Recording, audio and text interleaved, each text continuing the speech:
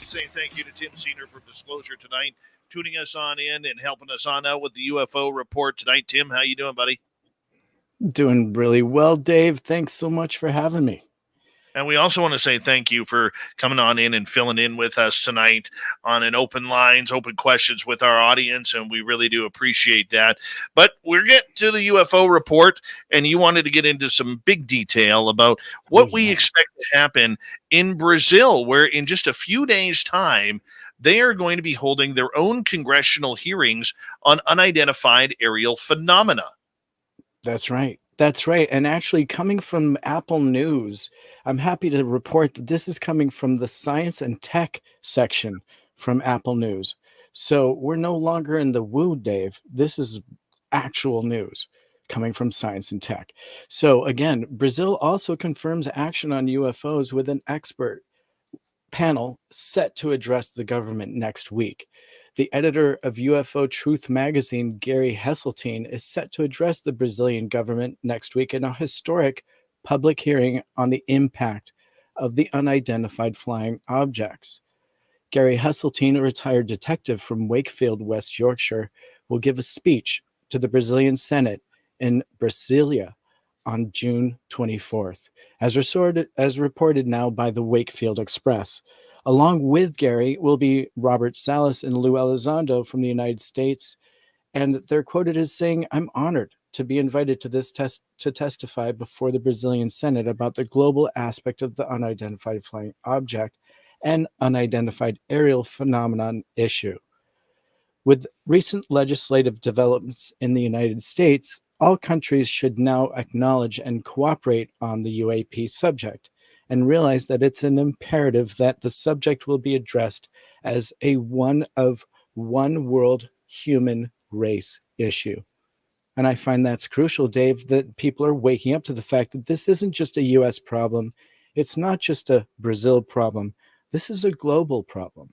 And I call it a problem simply because it's an event taking place and we have no description for it. What do you think? And you know what? I love the fact that it's a one world problem, because we have stated many times on this show that UFOs and the existence of them, Tim, is not an American problem. It's not a Canadian problem.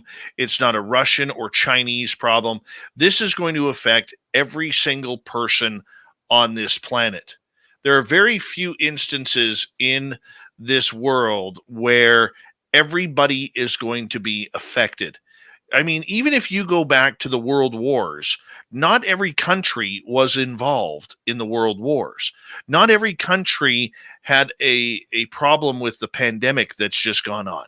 Not every country has had issues with any type of military and industrial confrontation that we see going on. There are very few topics where it's going to affect every single person, from those living in the jungles of Africa to those living in the high-rise cities of New York and London and Paris and Tokyo and Ottawa and Toronto. We see it all. And you're absolutely right. We have to be prepared for that. And next to Jesus Christ himself coming back down from the heavens, this is the second biggest story in humankind's history, which is, are we alone in the universe? And the more we try to figure that out, the more interesting the answers are becoming. So the fact that Brazil is recognizing the idea that this isn't about Brazil, this isn't about America, this isn't about Britain, this is about every person on this planet, I think right now they're far ahead of the game. I agree. And obviously, with the release of the Pentagon report, that was confirmed that they did have reports and knowledge of flying aircraft in the aerospace that they could not identify, just goes to show that other nations such as Canada, Russia, and China have all been confirming that they are going to have to begin action on UFOs and alien activity after they also confirm the sightings that they're finding in their skies. And so that's why, in a quote here, that's why the Brazilian Senate are holding its first ever public hearing on the subject, and why it's such an honor for Hesseltine and this group to be chosen to be the brief senator to brief the senators about the global aspect of the phenomenon. Bit of a tongue twister there. Well, it is, but you know what? I can understand your excitement over it. I Yeah. I really can. And look, we should all be excited about this. We should. But as long as we still have politicians asking questions about swamp gas, about little green men, we're not moving the subject forward. We Yeah. need, and look, a lot of the good talk, the juice, as I call it, will happen behind the scenes. It's not going to happen in front of camera in the public forums of this. No, that's where we're going to get the idiotic questions. We need to come out and we need to make sure that a lot of these subjects, if they're in camera for the public to see, or if they're behind the scenes, that the same stories get told. We're not Yeah. moving the ball forward if all the real juice is going to sit in private. And look, Right. I And understand that's where they want it to be right now because yeah. we technically don't know. Right. And that's why the team that's selected here is so important. These are key players. These are the right people to be delivering this message to their Senate. I mean, honestly, if you could pick three more uh, credible people to deliver this, I'd like to hear it, because really, this is about time. And the more countries that get on board with this, the better. I was absolutely thrilled to hear about your work with Canada and the progress that you and your team are making. It's great to see that in the headlines, and it just shows that it's just a wave of information that's going to be flooding across the planet. And the fact that this is now recognized as more of a global issue, I think, is a huge point to highlight. Absolutely. And we got to keep it going. We got to keep the momentum up. But we also have to be able, as a public, as a UFO community, whether you're an experiencer or just a believer or somebody who has curiosity, to continue to apply the pressure on certain government individuals to make sure that they are seeking out the answers, that they are asking the proper questions. And that's the big one for us, is what are the proper questions?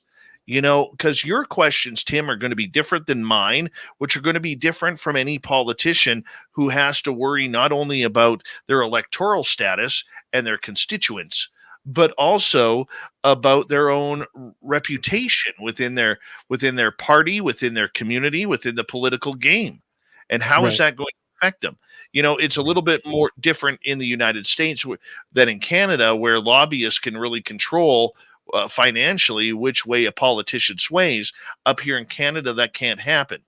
You know, just due to the rules of it all. But Right. the idea that Mhm. that we um, that we can get these conversations going. What I'm very excited about regarding Brazil, though, dude, is they have some incredible stories, way more incredible dealing with extraterrestrials than we do here in North America. Right. And that is simply because that country started recording that in a different way a long, long time ago. And so this was something where they didn't discredit witnesses. They didn't discredit pilots. They didn't discredit military personnel that were willing to risk their careers to come forward with a story that was hard enough to tell, even in a country that was open to it. Right? This is not a career enhancing story to be telling for anybody, whether you're in Brazil, Russia, or the United States. So let's just consider the fact that this country made it a lot easier for people to report decades ago. They were way ahead of us on that game. So they have piles and piles of reports. Now, are they all credible? We don't know. We don't know that, but we do have a pile of information, and a lot of them have video and photographs to come along with the stories. And so let's just consider that a whole different world from what we're experiencing here in this country that censors everything and heavily, discredits anyone that comes out on this topic. Well said. Well said. And you know, look, there's been a lot of talks about ETs literally terrorizing small communities in Brazil, UFO Yeah. landing spots all over the country. Uh, dog-like Anubis type creatures coming out and running rampant. I mean, there have been a lot of reports, strange reports, ETs running through the forests and the rainforest down there in the Amazon. I mean, this has been a very, very strange and unique country when it comes to this type of phenomena. And I would love for them to present publicly a lot of their findings regarding this. Yeah. Well, we are going to start seeing it. I mean, we're going to, yeah. I think that we're going to start seeing it, especially with scratching us, excuse me, scratching the surface the way we are, opening up the dialogue as we are here with Brazil. And as we know, we have filmmakers there right now that are covering and documenting the exact story that you're talking about in Virginia. And so that story in that film is going to be coming any minute from James Fox. And we definitely look forward to seeing that documentary. I want to ask you, as we got about a minute to go here before we have to go to break at the bottom of the hour, Tim Seanor and the UFO Report. Tim, what do you expect from Lou Elizondo to speak about this, or even Robert Salas? Well, I am sure they'll be briefed on all of the stuff that was given at our insider hearings here at our last public hearings. So a lot of the recent events, some of the new data that was released by the Navy, and I think my understanding is that there are actual Air Force images and data that are compiled from the Air Force that we're sharing. But of course, that's not public. Those will be the behind the closed doors meetings and disclosure that will hopefully take place. At least they'll walk away with information. Well, I look forward to it. I look forward to seeing what happens, and we will continue on with the UFO report. When we come back from the break, can advanced aliens change the laws of physics? Oh, I think they're going to change a lot more than just physics, my friend. A lot more, and we'll get more with the UFO report here with Tim Seanor, who's filling on in, enjoying the night tonight. A lot of fun information coming on out as we continue on. We got Tim continuing with the UFO report, then we follow it up with Shirky Poo's news. Spaced Out Radio continues with the final half hour right after this.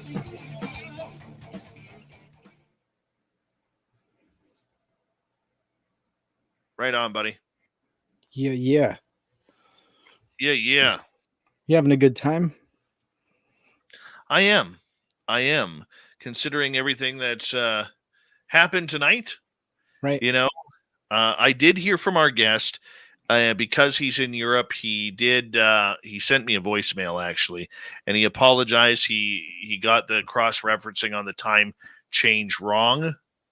And so he did apologize for not being here tonight, but that's okay. I mean, if that's the worst thing that happens tonight, guess what, guys? We're doing absolutely great. And I still think our fans got a great show, got to participate in this, and we've made for a strong night. It's hard for me as a host when it happens last second, because your mind has to start scrambling and changing modes. So, here I was all day trying to learn about Oliver Cromwell, and now all of a sudden I got to change back to something different. So it happens. It's live radio, and that's what happens. You have to be able to adjust, and you have to be able to run with it from there. If you don't, well, then you're not really winning. You're not really moving forward, right? So it is what it is. I'm very happy with tonight's show. Very happy. Fun. It's been a lot of fun. I've had a blast. Yeah. Well, we appreciate you coming on in, man. And I know with your family and your schedule, it's quite tough sometimes to just hop on in. But we really appreciate you doing that for us tonight, man. It's my pleasure. Trying to see if my chat room is frozen here. trying not to lose my voice. You're almost done. I spent the day at a trampoline gym. And Oh, so I've been yelling at the top of my lungs all day with the kids. And then I forgot that I was doing a show. Otherwise, I would have saved a bit. But yeah, I'm losing it. It's fun. It's fun. It's called, I think, Catch Air. And you're up there. It's a lot of fun. that is really cool. On my Spreaker here, on my StreamYard here, my chat room has frozen on me. So I don't know what's causing that. It's Right. probably best because, boy, your chat is turned on you. No, I'm just kidding. Love you, buddy. I'm just joking. If you call a UFO a UAP, I will kick you in the nuts, Joe Monk says. Well, Joe, I'm going to tell you this. Mr. Maine. Okay? I'm just going to break it on down to you. All right? I will call it UAP as long as you are in denial that you're an experiencer and you've got aliens. Ooh, back at you, Joe. You know what? I could probably help on this topic very quickly. What helped me to discern this, because I was having a real hard time with all of the, the terminology, and I like UFO, and I don't think that we're not negating one to gain the other, right?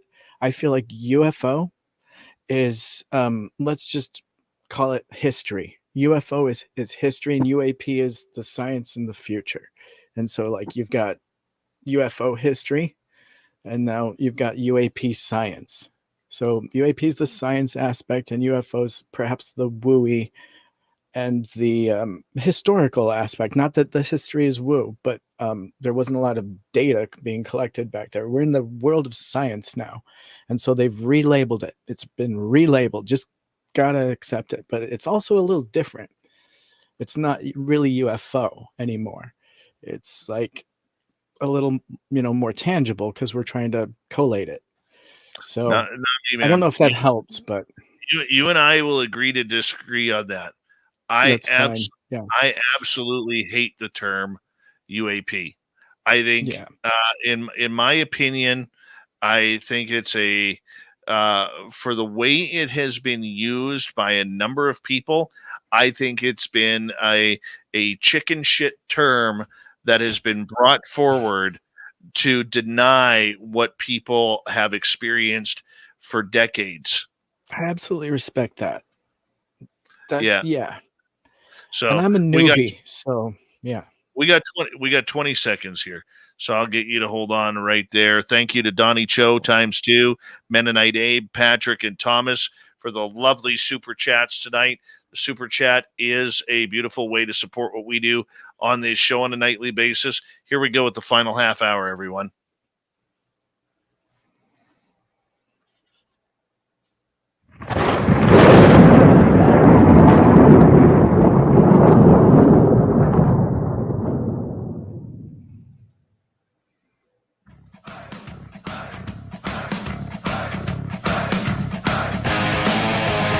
Rounded third. We're heading for home tonight on Spaced Out Radio. Good to have you with us. My name is Dave Scott. I am the host of this incredible show we call SOR. Thank you so much for taking the time. Want to remind you that if you've missed portions of this show or others, check out our free archives by going to youtube.com/Spaced Out Radio. Do old Davey the favor, hit that subscribe button. Our website is spacedoutradio.com. We have a plethora of features for you. Rock out to Bumblefoot, read Shirky Poo's Newswire. Check out our swag as well. Follow us on Twitter at Spaced Out Radio, Instagram at Spaced Out Radio Show, and on TikTok at Spaced Out Radio. For the final time tonight, we head on over to the UFO Report. Tim Seanor is here hanging on out, and we are going to head straight over to, where are we going? The technology of UFOs. Can advanced aliens change the laws of physics? Tim, let us know what's going on. Yeah. So, in a recent article from anomalien.com, they're asking, how do you find evidence of the existence of technologically advanced civilizations in the universe? It all depends on what exactly you're looking for. After all, it is absolutely incomprehensible what opportunities an extraterrestrial civilization can achieve in the process of its development. And so the idea is that we have to imagine a whole separate uh, physics, basically, dependent upon the planet that these aliens potentially originate from. So they would have everything different there, from gravity to the rotation of their planet and the star that it's actually rotating around. And so all the physics that we live in and abide by here on Earth are depicted and dictated by the situation that we're living in, if you will. And so if they're living in a completely different situation, their physics can rely on that situation. If that makes any sense, that's a very loose way to look at it. And so furthering this question is directly related to the so-called Kardashev scale. A type 1 civilization in the Kardashev scheme can capture all the energy falling on its home planet. A type 2 civilization can capture all the energy generated by its parent star. And then finally, a type 3 civilization can do the same in its entire galaxy. And so these are paradigm and physics changing paradigms. And so what we have to do is investigate the physics that all these things are dependent on, and consider the fact that since they're all interrelated, they could be actually working on a completely different mathematics and physics scale. And so harvesting the energy of an entire galaxy seems like a pretty advanced skill. But in fact, the idea can be developed even further. Can a type 4 or type 5 civilization exist? Are there any restrictions at all for the development of an alien species? And if so, what are those limits? Dave, what are your thoughts? Well, I think that once they finally say, hello, how are you? We are here and we're here to stay. I think that they are going to change what we know as science. I don't think there's a choice. Whether it's growing through wormholes, whether it's being able to travel in time. I mean, everything that we have thought of in every sci fi television show, movie, and book becoming a reality is something we have to be prepared for, and that science needs to be prepared for as well. Look, the one thing that we do know about science is it is infinite. And to say that we already have a lot of the answers, or most of the answers, or 99% of the answers is incorrect. I mean, this is where it bugs me when somebody with the pull of Neil deGrasse Tyson comes in and he literally laughs off the UFO subject as being not real, even though evidence states differently.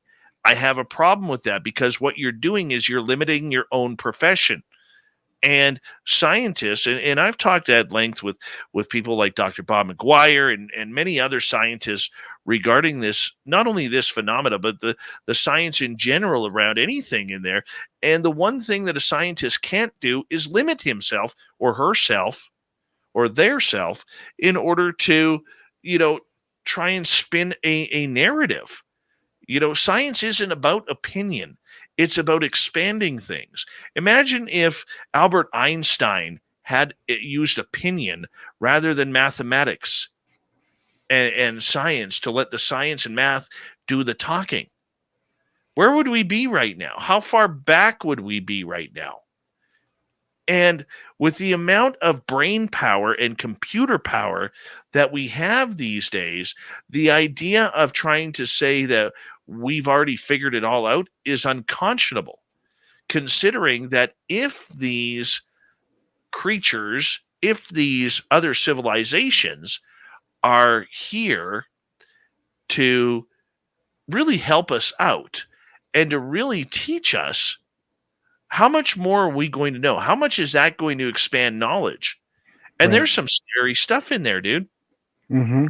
If you And if Go ahead. Well, I was going to say, and they could be teaching us inadvertently. And I mean, of course, we can't refuse that something is potentially there just because we refuse to look through the telescope, right? That doesn't mean that it doesn't exist just because we refuse to look. And so we need to start recognizing that fact. And so potentially, what I mean by inadvertently delivering us their physics is we're trying to figure out some craft, let's say, that we found as wreckage and debris, and we're trying to figure it out. Well, let's consider for a moment that this was operating on a physics that you know comes from another realm, and so for us to try and put it into our own terms is never going to happen, because they don't work under the same mathematics that we do. They're not bound by the same rules that we are. And so that's the kind of thing that I'm kind of interested in, is the alternative physics, that we can learn. It definitely exists. We know it must. Very much agree. And to think that we are limiting ourselves isn't really what humans and humanity are all about. We should be excited about the process, that there is potentially more civilizations out there that want to help us. We don't know how old they are. We don't know if they're 25,000 years advanced, 500 years advanced, 100,000 years advanced. We don't know. And that's the exciting part. Could you imagine, let's say, a peaceful civilization? Everybody always wants to talk about aliens coming here to eat us or to enslave us, but let's talk about the peaceful side here for a second. Could you imagine if all of a sudden you have an extraterrestrial species coming on in here, Tim, and you have them saying, we're going to give you free energy. We're going to show you how to live longer. We're going to show you how to develop your consciousness. We don't want anything in return. We just want humanity to get on the road to where we are. And they came and taught us. Sure, the military industrial complex is going to hate that, first and foremost. B, they're going to try and stop it. Okay. But we have to think of some positives here for a minute and just think, how could they benefit us? What about using their technology to get clean water to people who haven't had water in years, like in Africa? Right. Right. Or Now you're starting to think that way. I love that you're thinking that way. And let's consider this for just a moment. And now, if we're to consider that time started at the same time for all of us, whether you're here or there, time started at the same time for all of us. This civilization potentially started at the same time, but they're just smarter than us, and so absolutely, they've advanced far quicker than us. And so it's not that they're necessarily on a different time scale. They're just smarter than us, right? And so we have to absolutely. struggle. We have to struggle with that one. But I think it's a little hard to take that one on the chin if you haven't kind of wrapped your head around the fact that we're not alone. Right. Finally And then, tonight, yeah, oh, go ahead, finish up. no, that was it. All right. Finally tonight, you had a chance to check out Above Top Secret, the technology behind disclosure, which is done by the Cousins brothers of Third Phase of Moon. And, for all records sake, I've had a number of people say, hey, do you know the Cousins brothers used a clip from Spaced Out Radio in Lou Elizondo? I said, yes. They asked me permission, and I have no problem granting permission to people who ask me permission. Unlike another Who's Lou that did not ask me permission to use our show. And, I have not seen it yet because up here in Canada, there are certain videos that we don't get that go on Amazon Prime. They don't come to Prime Canada. I don't know why it works that way, but it tends to. So I Yeah, have not seen it. So I'm going to rely on you on this one, Tim. for sure. And you can catch it on Vudu as well, which I believe is international. And so you can rent it or own it there. Um, but it's Above Top Secret, the technology behind disclosure. And so it's just released, and the synopsis is it is a journey into the secret technology hidden from the public until now. James Goodall, John D'Souza, and Stephen Greer reveal their cover-up and motives on why we have been denied free energy. Unprecedented access into Dr. Stephen Greer's crusade for disclosure and secret technologies. And so, directed by the Cousins brothers, both Blake and Brent bring this film to us, starring Dr. Stephen Greer, James Goodall, and John D'Souza. And so, in my review, I really enjoyed this film. And so, there's actually quite a lot of information here. And I think to give you kind of a broad sweep of the message, and so to go into any piece with an open mind as we should, you should look at everything that we have. Don't just disregard it because potentially you're not comfortable with the source. Again, don't deny something by just not looking. So anyways, this film brought a lot of great information that I wasn't even aware of. And so what this film does is it takes a look into a lot of technologies that are potentially out there and not being disclosed to the public through one reason or another. And so a lot of what this film also discusses are things that are called ARVs, which is an alien reproduction vehicle. And so what the idea behind this is that our government uses a vehicle that looks like it could be alien to fly in the skies and potentially make the public think that we're being invaded by aliens when it's really our own technology. And so this conspiracy theory is spun throughout this as a narrative. But however, you can't just completely disregard this as being fictitious when we know that the government seeds programs like this and potentially disguises its own technology to look like alien so that we would cross it off as being woo, if for a lack of better term.